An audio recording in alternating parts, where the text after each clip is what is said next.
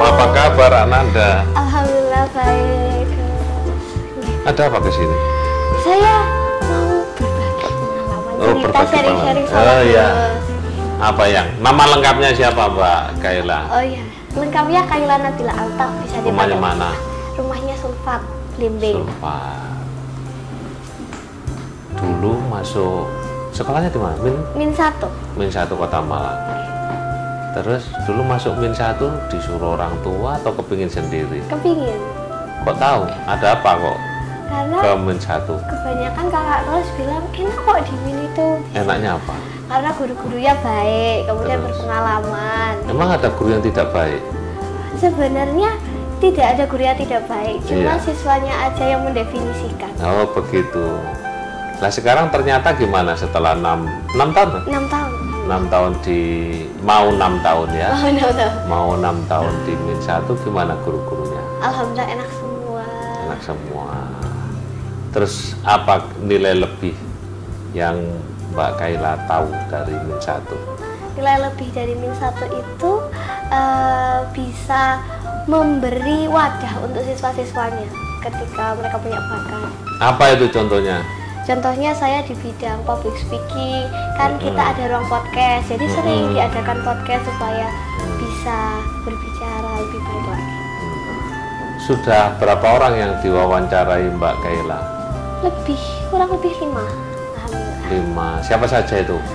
Gus Yakut, Coach Yakut, kemudian Bapak Mukhtar, Bapak Mohtar, Pak Yanto, Pak Yanto, kemudian pernah juga kedatangan dari Dinas Hukum yang pendidikan. Dinas Hukum. Terus Sama yang terakhir biasanya wawancara antar teman juga.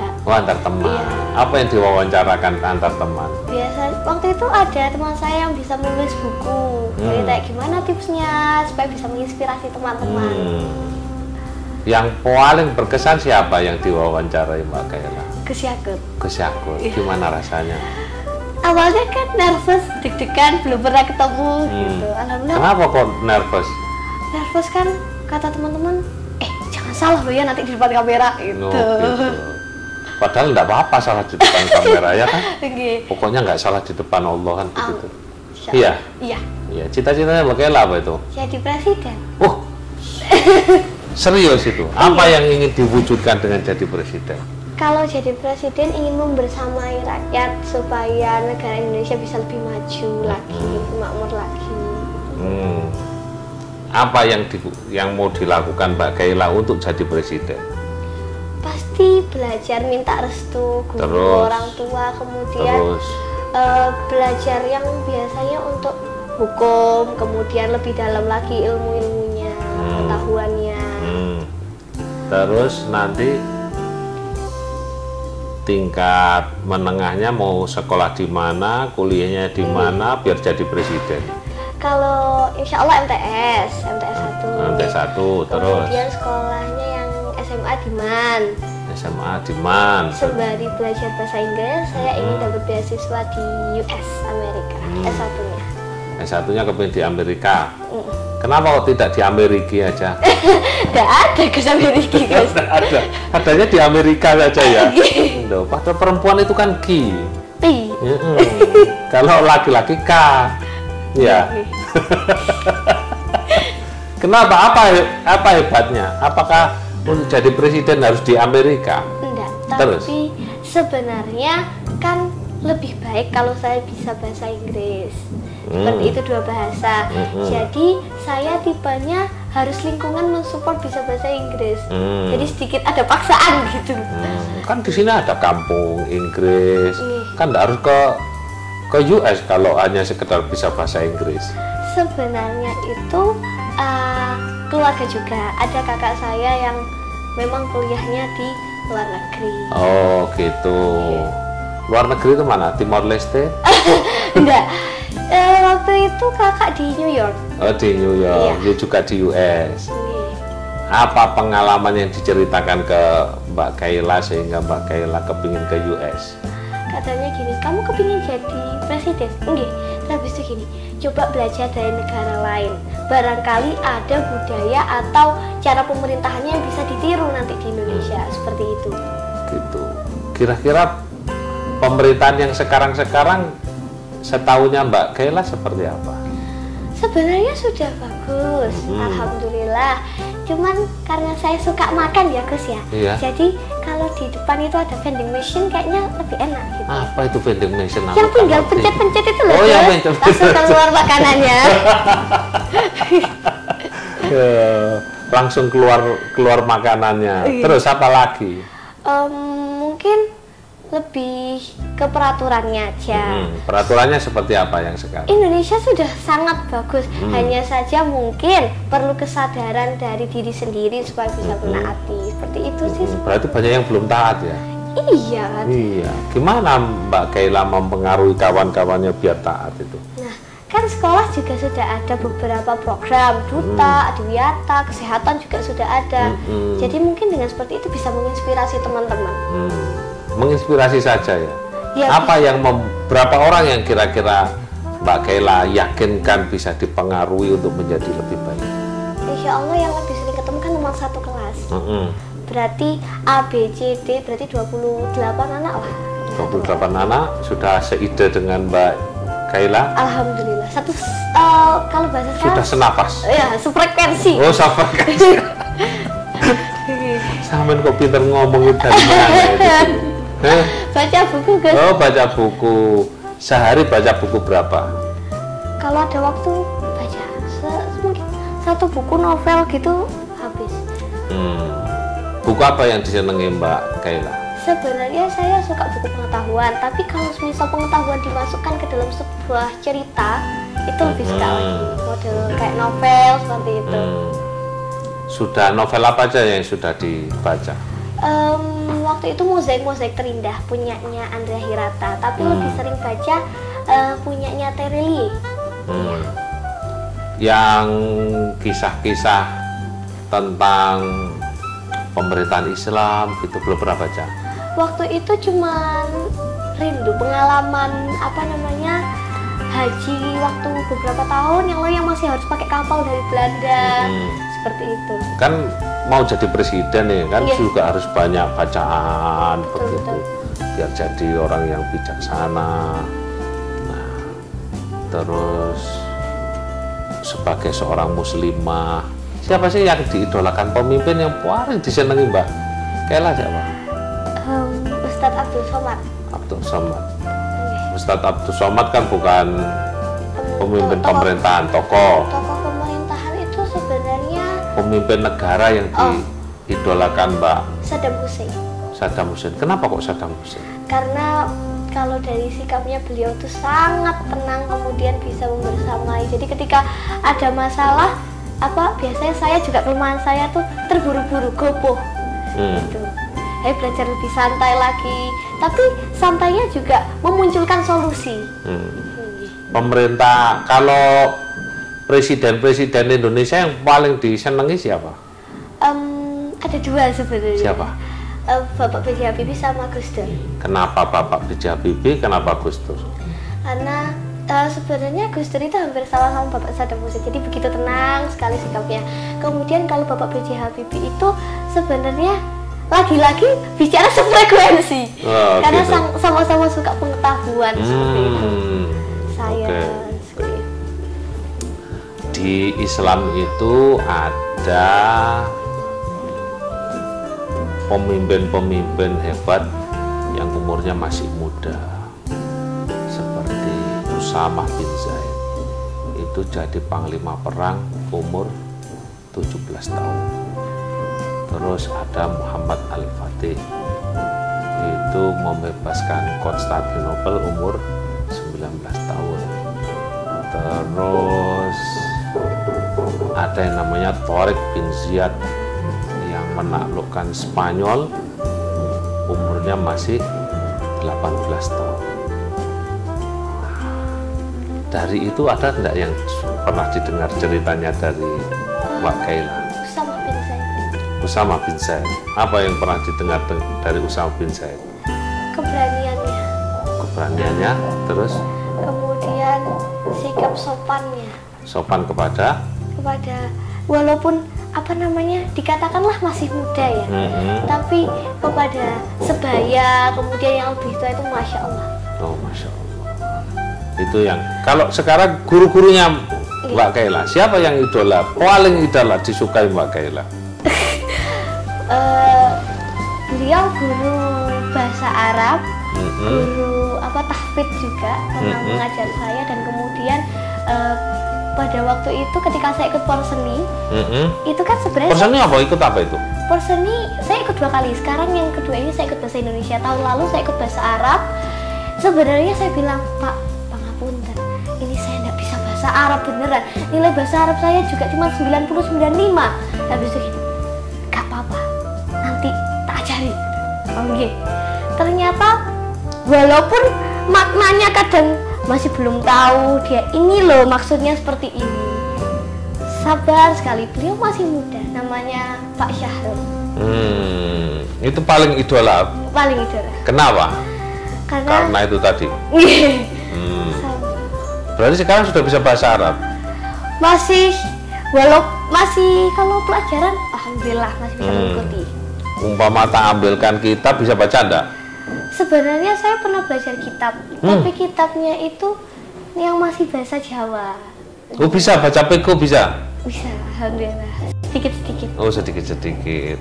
Gampang kalau bahasa peko itu, pokoknya kalau I diberi ya, kalau A diberi alif, begitu. Beda dengan Arab Melayu. Berarti peko itu banyak sekali, ada Arab Melayu, ada.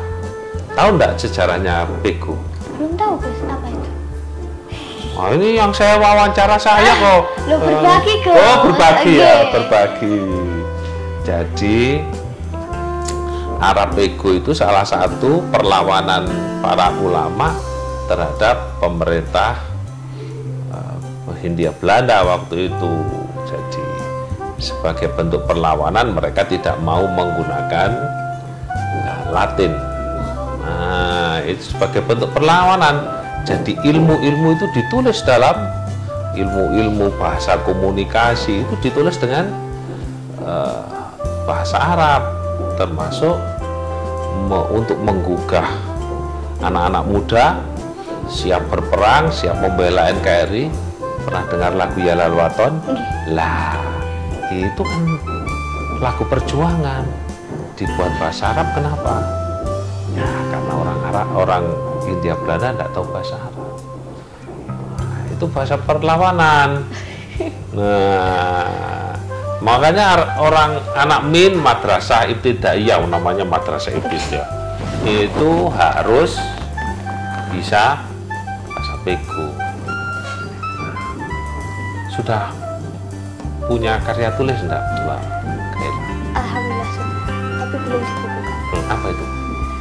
Sebenarnya saya melihat dari teman-teman saya, karena sekarang itu Gen Z milenial itu sangat lidah pindahnya ke jari-jari tangan. Itu jadi gimana ya? Minta bimbingan juga dari orang tua, kemudian guru, bagaimana caranya supaya bisa menggugah hati tapi tidak menyindirnya dengan halus gitu. Jadi banyak juga membaca referensi seperti itu. Ya, apa bukunya yang sudah ditulis? Buku yang saya tulis itu sebenarnya judulnya Kisah Hidup. Kisah Hidup, berarti macam kayak buku harian begitu? Sebenarnya betul buku harian, cuma dimodifikasi supaya ada tokohnya, kemudian konfliknya seperti apa. Mbak Kaila pernah berkonflik dengan kawan-kawannya enggak? Pernah sebenarnya. Gimana cara menyelesaikan konfliknya? Saya ajak dulu bicara baik-baik, karena tipe saya tidak suka bicara di belakang. Kalau punya masalah silahkan bilang. Jadi, tapi ketika bilang enggak apa-apa gitu. Terus kenapa kalau enggak apa-apa kok mempengaruhi teman-teman yang lain supaya enggak suka sama saya? Kemudian akhirnya cerita, kok apa namanya paling dilirik sih ya, kan kita juga sama. Kemudian saya bilang, Anda bakatnya apa? Kamu bakatnya apa? Ya bisa saya di mata pelajaran, tapi bicaranya kurang bagus, public speakingnya kurang bagus, ya sudah, ditekuni saja, pasti nanti bisa. Karena nggak semua orang itu pasti sama bakatnya. Itu sih. Gitu. Terus selesai akhirnya? Enggak, masih nggak bisa, enggak bisa. Terus saya ajak bicara lagi, enaknya gimana? Mau tah seperti saya? Ya, ayo wes, coba aja Rono. Ya sudah, saya ajak ikut bidang public speaking, beberapa les, kemudian saya kenalkan dengan guru-guru yang jago. Nggak sampai saya gak kuat, biasanya nulis kok, ini harus bicara. Nah, ketemu kan? Jadi jangan iri, karena pasti ketemu. Ketemu apa itu? Ketemu bidangnya ketemu bidangnya. Kemudian bisa sukses di mana? Iya. Alhamdulillah sekarang nilainya semakin bagus, bahkan juara di Olimpiade waktu itu, matematika Olimpiade. Kalau Mbak Gaila apa prestasinya? Saya lebih ke public speaking. Terus sudah pernah ikut lomba-lomba? Sampun. Yang berhasil juara apa? Yang sebenarnya ikutnya sekarang kan zaman online. Kemudian pernah juga waktu itu mewakili RRI Malang ke lomba di RRI Pusat Jakarta sana. Alhamdulillah menjadi juara pertama. Juara pertama. Alhamdulillah. Terus apa lagi? Kemudian lomba dongeng, tapi disampaikannya kurang serak juga karena online. Itu alhamdulillah bisa juara 1, ya juara 2 juga pernah. Terus dari lomba-lomba itu, dari konflik yang Mbak Gaila alami dengan kawan-kawan, itu titik simpul apa yang bisa didapat Mbak Gaila? Jadi bisa jadi presiden. Karena kalau presiden ketemunya ndak orang satu gitu toh loh. Iya. Banyak orang Indonesia yo. Apalagi nanti terus ketemu dengan Papua Merdeka begitu. Terus Maluku merdeka gitu. Apa pendapatnya Mbak Gaila itu? Jadi dari generasi ke generasi pasti ada yang dihasilkan oleh tokoh itu sendiri. Jadi kita bisa mengambil baiknya. Kemudian mungkin bisa dari pengalaman. Jadi pengalaman yang pertama, orang itu pasti mau didengarkan. Didengarkan saja dulu, karena saya percaya bahwa setiap orang itu sudah punya solusinya. Hanya saja butuh tempat untuk mendengarkan, untuk didengarkan. Jadi ketika kita mendapat apa istilahnya curhat gitu, kan kebanyakan sekarang, tahu tak, gitu kan. Jadi apa tidak bisa menjaga rahasia. Justru itu mentalnya semakin jatuh. Orang yang apa namanya istilahnya memberikan kepercayaan. Jadi kalau kita diberi cerita atau curhat dari teman-teman, didengarkan, kemudian diberi saran yang apa real, yang nyata bisa dilakukan, jangan terlalu jauh, gitu kan. Terakhir. Okay. Mbak Gaila ini kan siapa tadi nama lengkapnya? Gaila Nabila Altaf. Gaila Nabila Altaf. Apa artinya Altaf? Gaila anak yang lemah lembut, Nabila itu pintar dan berkedudukan tinggi. Kalau Altaf itu nama mama sama papa. Okay. Altaf itu bahasa Arab, artinya lembut. Makanya Mbak Gaila harus lemah lembut dengan siapa saja. Sekarang sebagai duta moderasi beragama, apa yang ingin misi apa yang ingin disampaikan, atau apa itu moderasi, terus apa yang ingin Mbak Gaila lakukan sebagai seorang duta moderasi? Sebenarnya setiap orang itu bisa menjadi duta, tidak perlu embel-embel harus diberi selempang. Kemudian saya ingin, apalagi saya kemarin ikut Jumbara itu, melihat bahwa terkadang masih ada, kalau katakanlah guyon, walaupun guyon itu, tapi kalau hatinya sudah sakit itu kan malah bahaya. Apalagi harus minta maaf, kadang kita gengsi gitu, nggak bisa minta maaf. Jadi lebih banyak pergaulan. Kemudian memang buku tidak bisa tergantikan oleh gadget. Perbanyak membaca buku, perbanyak menulis. Jadi daripada kita berbicara sesuatu yang kurang bermanfaat, lebih baik ditulis isi hatinya. Itu insya Allah bisa mengurangi kadang amarahnya gitu. Kalau kadang sholat, kok sholat ini gak khusyuk, nanti malah dosa, gimana ini Kai? Ya ditulis, minta saran. Loh tapi dikasih saran sama orang kok bilangnya sabar, ya memang harus sabar, nggak ikhlas. Kalau gini, sholat itu ikhlas apa enggak kamu? Nggak ikhlas, marahin nanti sama mama kalau enggak sholat.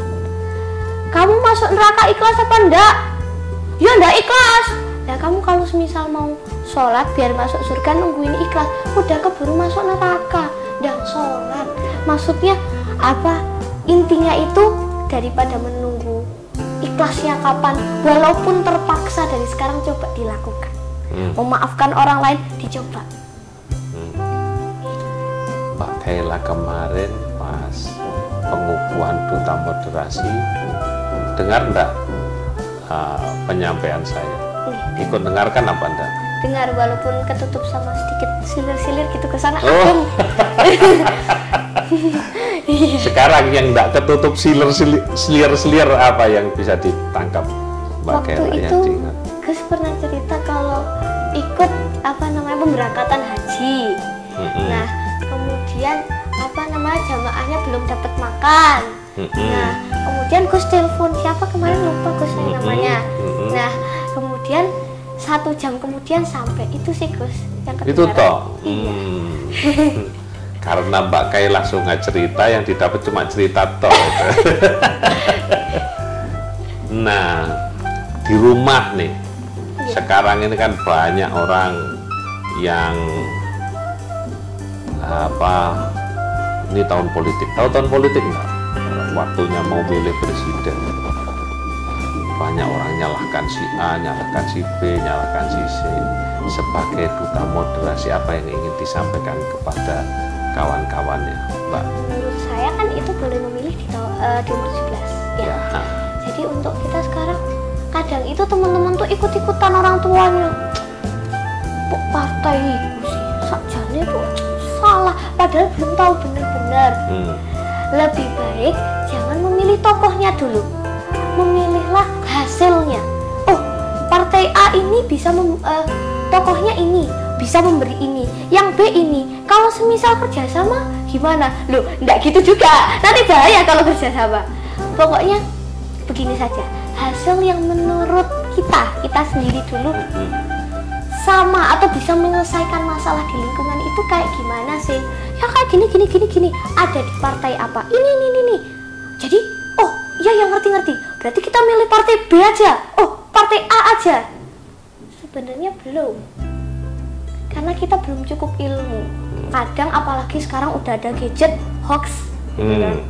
Anak-anak udah percaya, wah bahaya ini. Gak bisa ini wes nyebar. Teman-teman, ini bahaya ini ya. Itu. Lah, sebagai duta moderasi itu tadi, kalau ngasih saran teman-temannya yang suka share-share yang enggak baik-baik, begitu gimana? Share-share yang enggak baik. Jadi lebih baik divalidasi dulu, dicari kebenaran. Gimana caranya anak kelas 6 memvalidasi hoax? Bisa tanya. Oh, tanya. Orang tua mungkin. Tapi kalau misal belum punya jawaban yang sek gitu gimana? Guru. Insya Allah guru itu lebih lebih berada di jalan pertengahan gitu. Ya, insya Allah. Iya, itu berarti duta moderasi beragama. Penting nggak sih moderasi beragama itu menurut Mbak Kaila? Penting sekali. Kenapa? Karena kita itu kan diciptakan berbeda-beda sesuai keyakinan kita. Kemudian ketika kita memiliki sesuatu kelebihan, kemudian yang lainnya punya kekurangan, tapi pasti yang punya kekurangan itu juga punya kelebihan, ditutup, insya Allah jadi perfect, jadi sempurna. Umpama ada tetangganya Mbak Kaila non muslim, terus dalam posisi kelaparan, apa yang dilakukan Mbak Kaila? Saya insya Allah bisa membantu sesuai dengan yang saya punya. Pertama mungkin kalau misal beliaunya punya anak, dihibur, saya minta tolong orang Masa tua. kelaparan dihibur saja? Loh, Ya diberi tetap juga. tambah lapar kok. Diberi bantuan juga, minta tolong kepada orang tua Oke. yang lebih mengerti. Oke. Berarti masalah enggak membantu non muslim? Enggak. Kenapa? Karena Nabi juga menyontohkan seperti itu. Nabi menyontohkan. Kenapa kok menyantuni itu tidak masalah dan Nabi mencontohkan? Nah, mungkin buat teman-teman itu yang simpelnya dulu, poin gampangnya dulu. Apa Kan itu? dapat pahala. Oh, dapat pahala. Dapat pahala nanti masuk surga. Pikirannya sesimpel itu saja. Oke. Karena tidak ada manusia yang bukan makhluknya Allah. Jadi meskipun non muslim tetap makhluknya Allah. lah. Makanya kalau kita cinta sama Allah, ya semuanya harus disantuni. Oke, Mbak Kaila. Apa? Nanti tak sampaikan sama Gus Menteri. Nah, apa harapannya Mbak Kaila terhadap Gus Menteri? Oke. Mungkin bisa memberikan program yang melibatkan anak-anak. Jadi supaya kita ini sebagai anak-anak memiliki peran. Jadi kebanyakan anak-anak sekarang itu merasa sok gede, kemenyek gitu. Oh, kemana? Jadi kadang bicaranya, kemudian gaya berpakaiannya, itu kadang kok saya lihatnya kebalik gitu ya. Yang orang tua kepingin kayak anak-anak, anak-anak kok kepingin kayak orang tua. Itu. Apa itu kan orang tua kayak kepingin jadi anak-anak itu seperti apa contohnya, Mbak? Nah, jadi kan sebenarnya kalau sudah jadi orang tua itu harusnya sudah bisa fokus ke keluarganya masing-masing. Boleh ketemu sama teman-teman, tapi jangan sampai yang di rumah itu gak kepegang. Ya kadang kan kalau semisal mamanya pergi, bentar ya arisan dulu. Arisan udah kemarin minggu lalu, sekarang arisan lagi. Oh ya udah gak apa-apa. Sekarang jadinya dari situ ada satu benih muncul gak baik, suka bohong. Tadi sudah ngadu, sudah padahal yang dibuka YouTube, TikTok. Kok tahu ya? Saya dulu juga pernah gitu soalnya, Bos. Oke, sekarang terakhir, paling akhir ini. Oh iya. Harapannya Mbak Kaila terhadap Guston di sini. Apa yang ingin disampaikan? Kritikkah atau usulankah untuk Kementerian Agama Kota Malang? Alhamdulillah selama saya sekolah di MIM, saya tahu berkenalan dengan yang namanya Kementerian Agama itu tugasnya apa saja. Alhamdulillah sudah masuk ke sekolah saya sudah baik. Insya Allah ke sekolah lain juga. Bisa mungkin sering-sering main gitu kan, anak-anak pingin ketemu yang namanya Gus Anton itu yang mana toh? Iya. Iya, kadang ada foto jajar-jajar. Ini bukan, yang ini toh? Tidak tahu, gak ada namanya. Itu di flyernya nggak ada namanya. Oh iya, Masya Allah. Ya. Nanti sampaikan sama Bu Ais ya. Terus sudah itu aja. Pokoknya kesering-sering main, insya Allah pasal terselesaikan. Emang punya masalah? Enggak, Bu, cuman kayak kita ini kan ya kepingin ketemu artis gitu. Kepingin ketemu pejabat. Gitu. Selain Bu Ais, alhamdulillah Bu Ais sering keliling ketemu sama teman-teman Salim. Gitu saya sudah bangga loh. Oh iya, Masya Allah. Ya apalagi ketemu Gus Samton, Masya Allah. Masya Allah. Masya Allah aja dah. Oke, sukses untuk Mbak Kaila Nabila Altof. Ya. Moga-moga jadi Altof betul. Lutof. Dalam Quran itu, di tengah-tengah Quran itu kalimat kata yang pas di tengah itu kalimatnya wal yatalattaf. Maka itu artinya jadilah orang yang lutuf, orang yang lembut. Nanti kalau jadi presiden sungguhan nanti lupa sama Gus Samton. Insya Allah Oh, enggak ya? Selalu di hati. Alhamdulillah. Sukses, moga-moga bisa jadi presiden sungguhan ya. Presiden keberapa ya kalau Periodenya. ya periodenya. Ya wis, pokoknya moga-moga sukses untuk bisa kuliah di mana tadi di US sampai Alia dan bisa menjadi presiden, tapi syaratnya itu tadi harus tidak boleh lupa dengan namanya yang di belakang, Alto. Jadi orang yang lembut pada semuanya ya. Sukses Mbak Kayla. Terima kasih. Assalamualaikum. Waalaikumsalam warahmatullahi wabarakatuh.